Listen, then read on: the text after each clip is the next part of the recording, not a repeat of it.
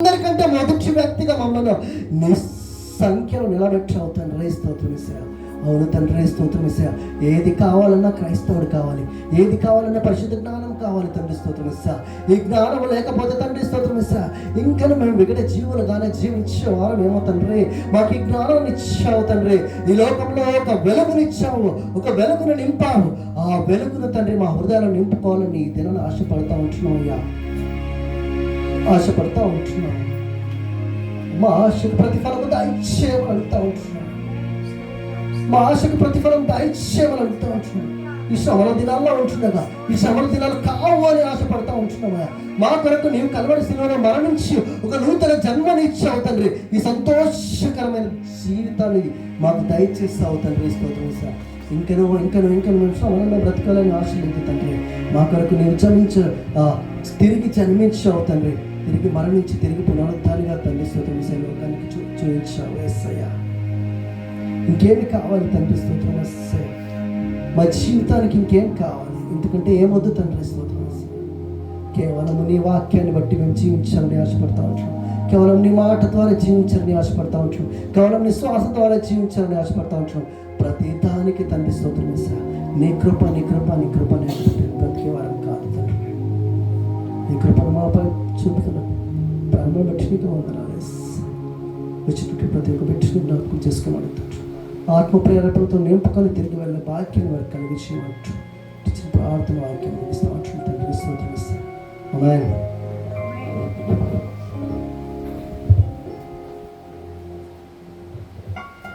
సమయంలో రెండవ వాక్య భాగము దైవదాసులు అన్నగారు ఉన్నారు, మధుబాబు గారు వచ్చి కొన్ని నిమిషాలు 7:30 వరకు 20 minutes వాక్యం బోధించాలని చెప్పేసి సెలవిస్తూ ఉంటాం. థ్యాంక్ యూ అన్న.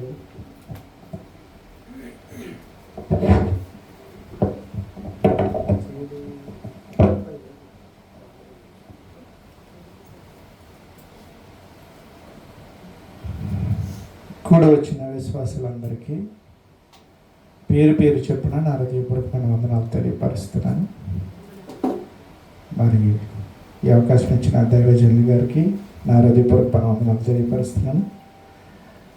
అలాగే ఇక్కడ నన్ను తీసుకొచ్చిన అజ్రియాల కుటుంబానికి, క్రాంతి గారికి, అలాగే అన్నకి, అందరికీ కూడా నా హృదయపూర్వకమైన వందనాలు తెలియపరుస్తున్నాను. మరి చిన్నమంద భయపడకు. ఒక సాక్ష్యం కలిగి ఉన్నాం మనం.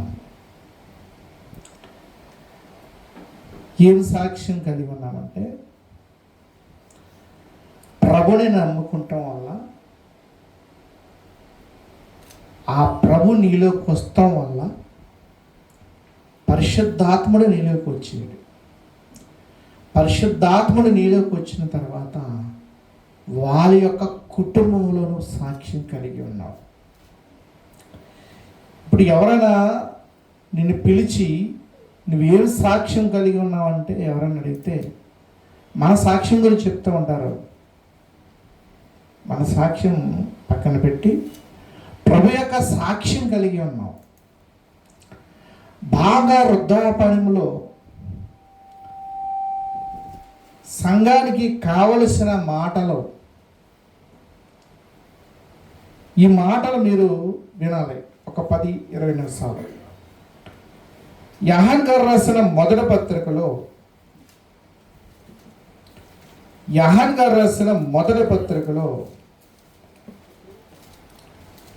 5వ అధ్యాయంలో దేవుని మూలంగా పుట్టిన వ్యక్తులు ఎవరు అని ఇక్కడ వివరాన్ని ఇస్తున్నాడు ఆయన. ఆ మాటలు మనం విందాం, కొన్ని నిమిషాలు ధ్యానిద్దాం. ఈ మాటలు వింటున్న నీవు సంఘములో ఎలా నడుచుకోవాలి, పక్క సహోదరుని సంఘంలో తీసుకొచ్చి ఎలా కూర్చోపెట్టాలి, అలాగే ఆయన శరీరంలో మనం ఎలా పాలిభాగస్థలం అవ్వం, అపరాధము చేతను పాపము చేతను చనిపోయిన వారుగా ఉన్న మనల్ని సువార్త విని ఈ సువార్త విని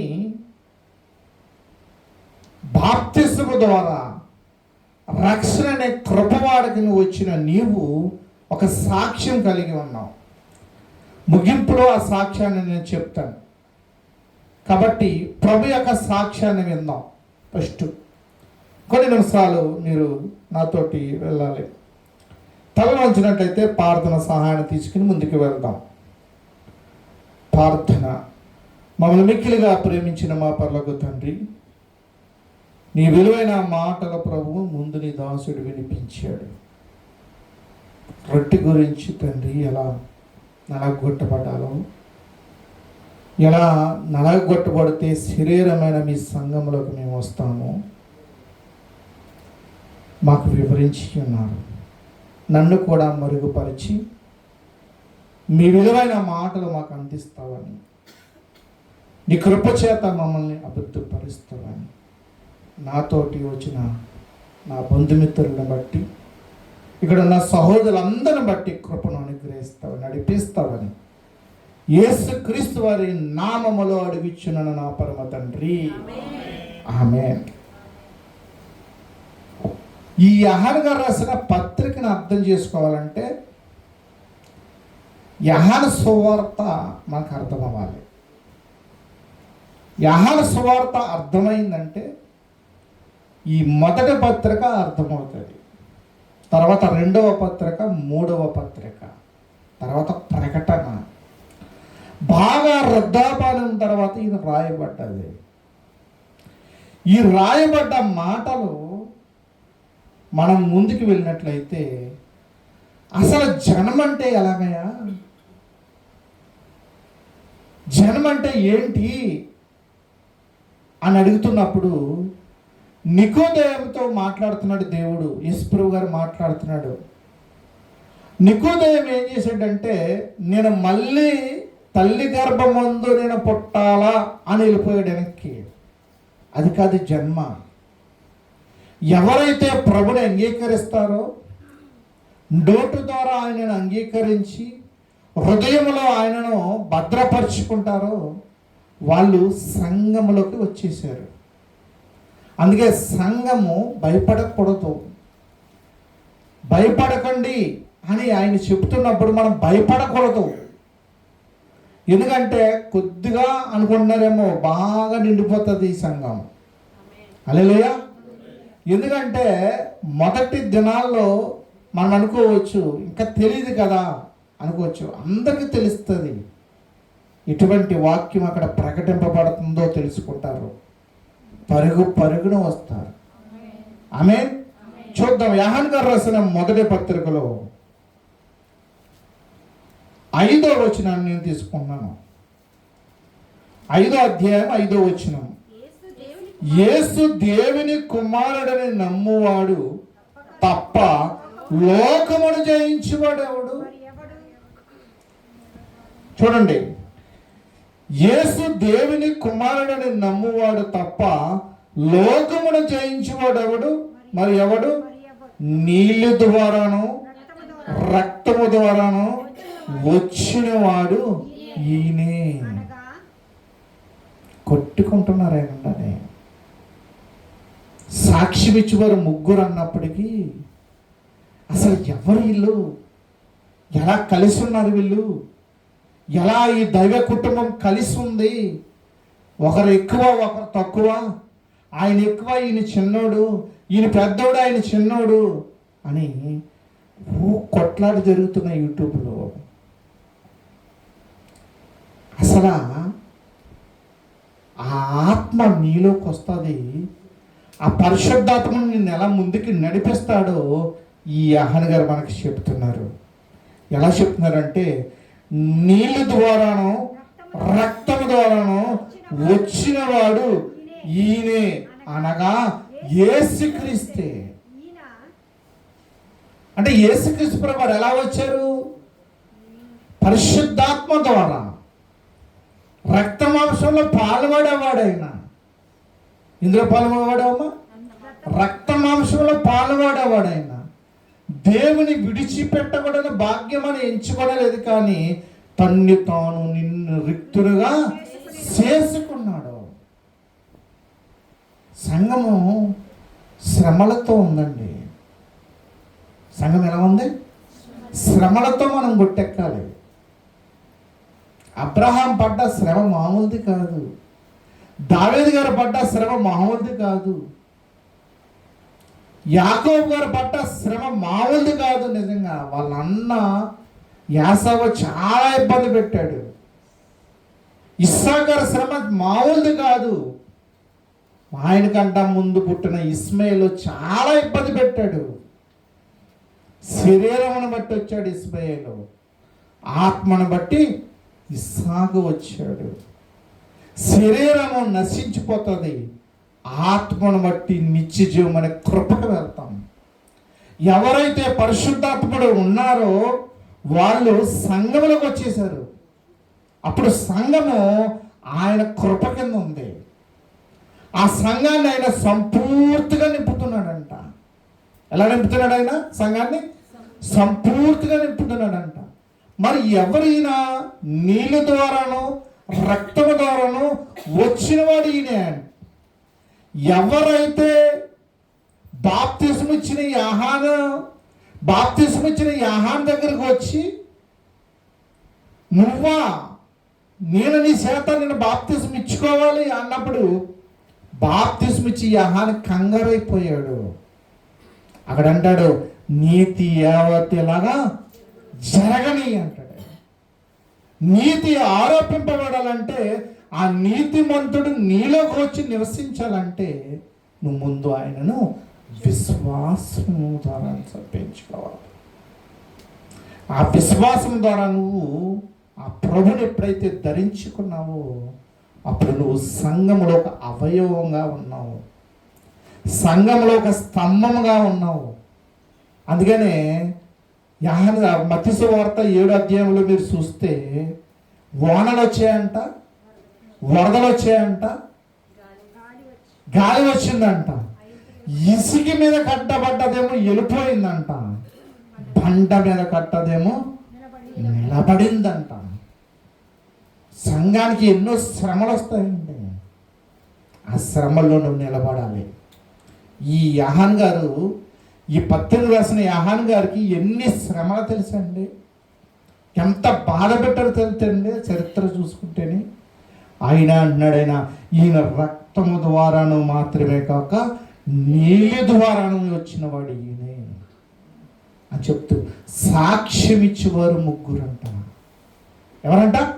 సాక్ష్యం ఇచ్చేవారు ముగ్గురు. ఆ ముగ్గురు కూడా కలిపి ఉన్నారని చెప్తున్నాడు.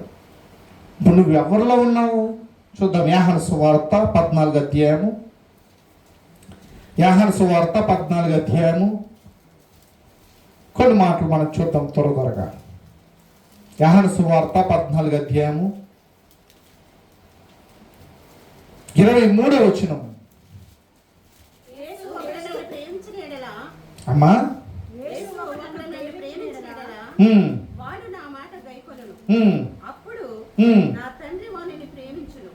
యేసు ఒకడు నన్ను ప్రేమించిన ఎడల వాడు నా మాట గైకొనును, అప్పుడు నా తండ్రి వానిని ప్రేమించును, మేము వాని యొద్దకు వచ్చి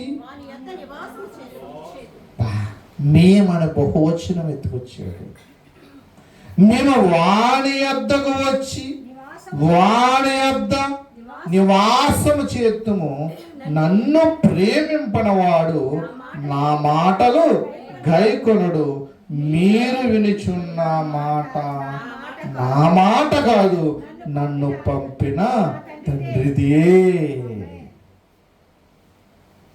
సాక్ష్యము, నీ సాక్ష్యం ఎలా ఉండాలి చెప్పనా? యాకోబు ఫరో ఎదుట నిలబడినప్పుడు ఫరో అడుగుతున్నాడు యాకోబుని సాక్ష్యం చెప్పని అడుగుతున్నాడు. ఆయన అంటున్నాడు, నా పితరులంత గొప్పవాడిని కాను నేను అన్నాడు. నా పితరుల శ్రమపడినంత శ్రమలో నేను వెళ్ళకపోయినా అంటున్నాడు. ఎవరు? యాకోబు గారు. యాకోబు సాక్ష్యం వింటే ఆ సాక్ష్యాన్ని ఒకసారి చూద్దాం. సాక్ష్యం చూద్దాం. మన సాక్ష్యం ఎలా ఉండాలి సంఘంలో? ఆదికాండము 47 అనుకుంటాను. ఆదికాండము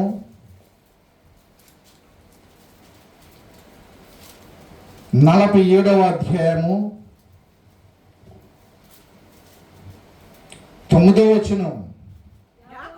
అంతకంటే ముందు 7వ వచనం కానీ చదవండి అమ్మా.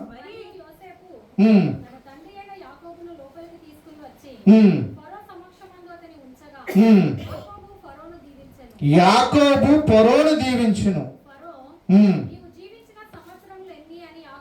ఫరోను మనసు మార్కున్న చూడండి, ఫరో అడుగుతున్నాడు అన్నమాట, ఏంటయ్యా యాకోబు, ఎలా జీవించావు, ఎలాగ దేవునిలో నువ్వు కొనసాగావు, నువ్వు త్వరగా ఇటు విడిచిపెట్టి వెళ్ళిపోయావా, ఒకసారి సంఘంలోకి వచ్చిన తర్వాత ఇటు వెళ్ళకోకుండా స్థిరంగా ఉన్నావా, దేవుని యొక్క స్థిరమైన పునాది కలిగి ఉన్నావా, వాళ్ళ యొక్క ఐక్యతలో నువ్వు ఉన్నావా అని అడుగుతున్నప్పుడు ఆయన అంటున్నాడు, యాకోబు అంటున్నాడు,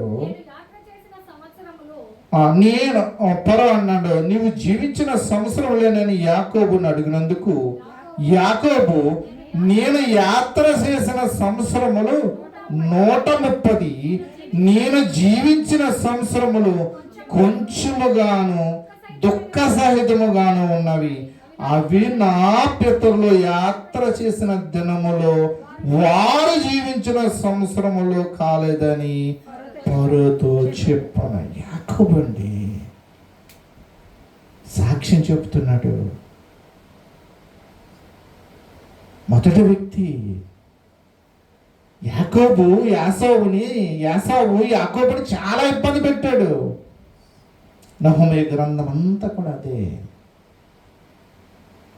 వాళ్ళ అన్న పిల్లలు యాకోబుని చూడలేదు,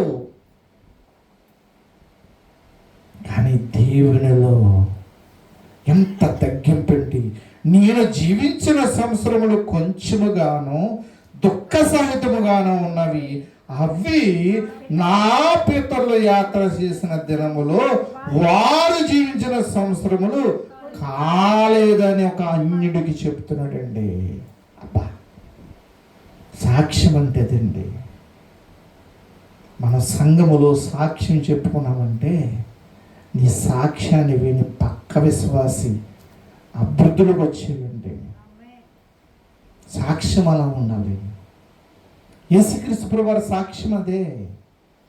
యేసుక్రీస్తు ప్రభువు వారి సాక్ష్యం మీరు వింటే యెషయా గ్రంథం 53 అధ్యాయం అంతా చదువుకోండి, లేకపోతే 52 అధ్యాయం లాస్ట్ ఎండింగ్లోనే చదువుకోండి. ఆయన ముఖము ఎంత గుర్తుపట్టలేనంతగా కొట్టేశారంట. ఆయన బలవాలి రక్షణ కృపలో మనకు వెళ్ళటానికి. మరి ఈ సాక్ష్యం నువ్వు కలిగి ఉన్నావు, ఈ సాక్ష్యాన్ని నువ్వు కలిగి ఉన్నావు. ఎప్పుడైతే నువ్వు నీ స్థానిక సంఘాలు దైవజనుల చేత బాప్తిసం ఎప్పుడైతే పొందుకుని నువ్వు ఒడ్డుకొచ్చావో అప్పటి నుంచి పరిశుద్ధాత్ముడు నీలోకి వచ్చి నివాసనం చేస్తున్నాడు. సంఘంలో నిన్ను అభివృద్ధి పరుస్తున్నాడు. సంఘం యొక్క ఆయన యొక్క అడుగుజాలో నిన్ను నడిపిస్తున్నాడు. సంఘం అంటే గోడ కాదండి, నిరంతరము జీవించే జీవజలం అండి. సమరయ స్త్రీతో ఏమిస్తావంటే, ఇదిగో యాకోబు యొక్క బావి నీళ్ళు తోడదాకా వచ్చానంటే నేనిచ్చే జీవజలం ఇస్తే నువ్వు నిరంతరం జీవిస్తావని చెప్పాడంటే సమరయ స్త్రీ. ఊరంతా వెళ్ళిపోయి మొత్తం కొండటికి వెళ్ళిపోయి మొత్తం స్వార్థం చెప్పి వచ్చేసిందండి ఆమె. అటువంటి సాక్ష్యం కలిగి ఉండాలండి. ఈ సాక్ష్యంలో ఎన్నో దెబ్బలు వస్తాయి, ఎన్నో అవమానాలు వస్తాయి, ఎన్నో అపనందలు వస్తాయి, అన్నీ పక్కన పెట్టాలండి. ఈ సాక్ష్యాన్ని తెలుసుకోలేకపోయారండి. నిజంగా నికోదేము ఎలా జన్మించాలో ఆయనకు తెలియలేకపోయిందండి. ఆ మాటలు కంపల్సరీ మనం చూడాలి. యోహాను సువార్త 3వ అధ్యాయము నికోదేముతో మాట్లాడుతున్నాడు దేవుడు యేసుక్రీస్తు ప్రభువు. ఏమన్నాడు చూద్దాం. నికోదేము 4వ వచనం, 3వ అధ్యాయం 4వ వచనం. అందుకు నికోదేము, ముసలివాడినైన మనుషుడు ఎలా జన్మింపగలడు? రెండవ వారి తల్లి గర్భమందు ప్రవేశించి జన్మింపగలడా? ఆయనను అడగగా యేసిట్లను, ఒకడు నీటి మూలముగాను ఆత్మ మూలముగాను. అంతే కదా, తండ్రి యొక్కయు కుమారుని యొక్కయు పరిశుద్ధాత్మ నామములోనికి. ఏమొచ్చావండి! నిజంగమైన సంఘము, సార్వత్ర సంఘము మహిమ శరీరంగా మార్చబడుతుందండి. ఆయన ఇచ్చినప్పటికీ తన సమరూపంగా మార్చుకుంటాడండి. సిద్ధపరిచిన సంఘం, సిద్ధపాటు కలిగి నాతోటి శ్రమ పడితే అక్కడి నుంచి పరుగును వచ్చేసామంటే టైం అయిపోతుందని మా అన్నలో సాక్ష్యం అండి. ఆ సాక్ష్యం కలిగి ఉన్నారు కాబట్టి ఆ ప్రయాస,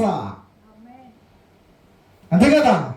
ఆ సాక్ష్యం కలిగి ఉన్నారు. ఆ సాక్ష్యం ఇశ్రాయేలుకు నికోదేముకు తెలియలేదు. ఆత్మ మూలంగా ఎలా జన్మించారో, ఆ పరిశుద్ధాత్ముడు నాలోకి వచ్చి ఎలా నివసిస్తాడో నికోదేముకు తెలియబోతే అప్పుడు అంటున్నారు ఆయన, ఎలా అంటున్నారు ఆయన, ఎలాగైతే మోసే ఎత్తబడునో సంఘం అలా ఎత్తబడుతుందంట. చూద్దాం, చూడండి 12వ వచనం. భూ సంబంధమైన సంగతులని మీతో చెప్పితే మీరు నమ్మనప్పుడు పరలోక సంబంధమైన మీతో చెప్పినడు ఎలా నమ్మగలరు? నమ్ముదురు.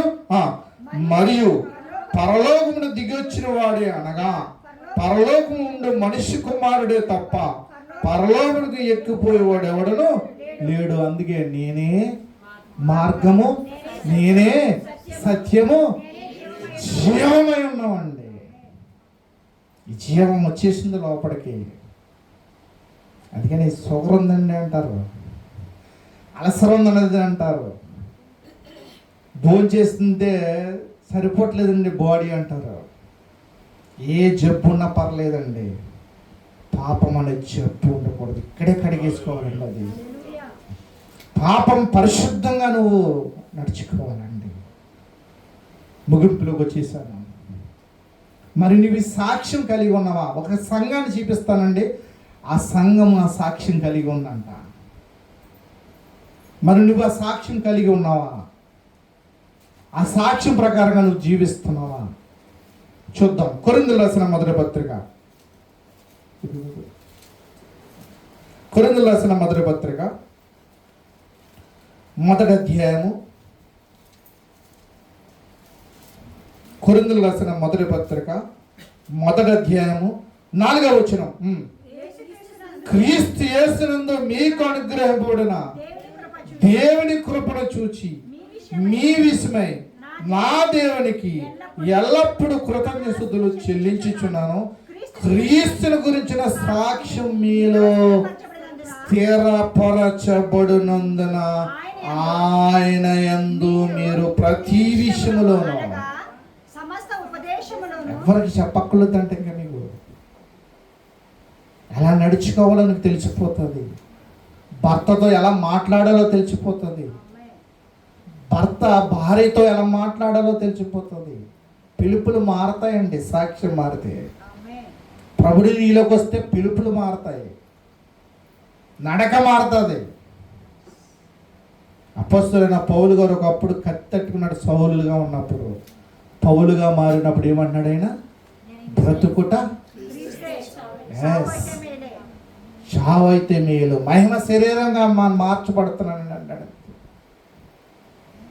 చూడండి, మీరు ప్రతి విషయములో అనగా సమస్త ఉపదేశములోను సమస్త జ్ఞానములోను ఐశ్వర్యవంతులయ్యారంట. ఐశ్వర్యంగా మనం సంపాదించుకున్నామండి. పరలోకములో ఉన్న ఐశ్వర్యము భూమి మీదకు వస్తే ఆ ఐశ్వర్యవంతుడైన యేసుక్రీస్తుని ధరించుకుంటమే నువ్వు ఐశ్వర్యవంతులు అయిపోయావండి. ఏదండి ధనం? దేవుని యందు ధనవంతులు అవ్వటం అంటే అంతే. రండి, యోహాను గారు రాసిన మొదటి పత్రిక ముగించుకుందాం. యోహాను గారు రాసిన మొదటి పత్రిక రండి. ఇక్కడ కూడా ఇదే మాట చెప్తున్నాడు. చూడండి ఎలా చెప్తున్నారో చూడండి. 6వ వచనం. నీళ్ళ ద్వారాను రక్తము ద్వారాను వచ్చిన వాడు ఈయనే, అనగా యేసుక్రీస్తే. ఈయన నీళ్ళతో మాత్రం కాక నీళ్ళతోనూ రక్తంతో వచ్చును ఆత్మ సత్యము గనుక సాక్ష్యమిచ్చేవాడు పరిశుద్ధాత్మయే. సాక్ష్యమిచ్చేవారు ముగ్గురు అనగా ఆత్మయు నీలియు రక్తము, ఈ ముగ్గురు ఏకీభవించి ఉన్నారు. మనము మనుషుల సాక్ష్యం అంగీకరించుచున్నాం కదా, దేవుని సాక్ష్యం మరి బలమైనది.